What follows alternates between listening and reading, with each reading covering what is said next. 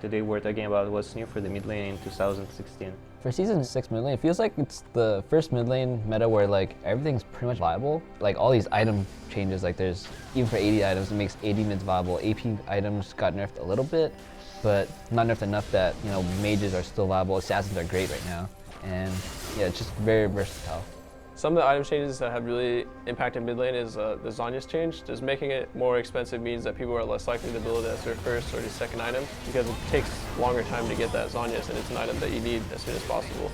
Rod of Ages also means that we're going to see a lot of champions like Orianna and these champions that were building Athenes before might go Rod of Ages, which makes them start up a bit slower, but then they become really strong later in the game once Rod of Ages becomes more relevant.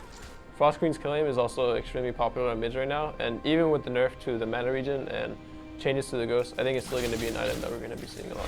So the changes to Vision is mainly the green wards not being there anymore, and then blue trinkets being really popular. So there's not a lot of wards on the map unless you have double side stone. So for mid lane you can get ganked in a lot of different angles, especially by Rek'Sai, Elise, Lee Sin, like anything that really has dashes.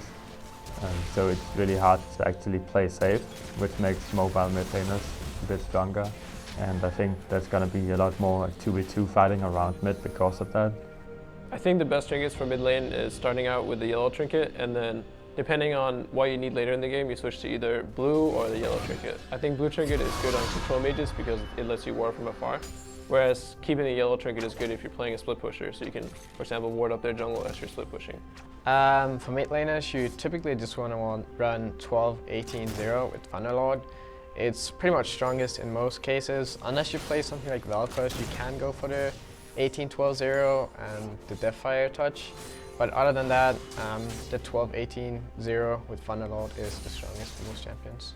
The champions that are strong currently are like Ahri is pretty strong, LeBlanc is strong, Zed is strong. Even champions like Lux, I think, are pretty strong, but just used not that often. Basically, right now, I think all the Rod of Ages champions that were strong, they're even more stronger.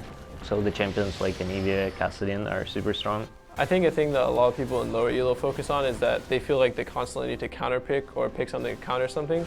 But if you really just master one or two champions, there aren't that many counter picks that really just render you impossible to win your lane or win your game. If you've mastered a champion and you're playing against someone trying to counter pick you, I feel like you're going to beat it most of the time, and I don't think counter picking is necessary in solo queue. That's currently how I see how the meta is, but remember, things are always changing, and you can also be innovative and just think of new stuff yourself.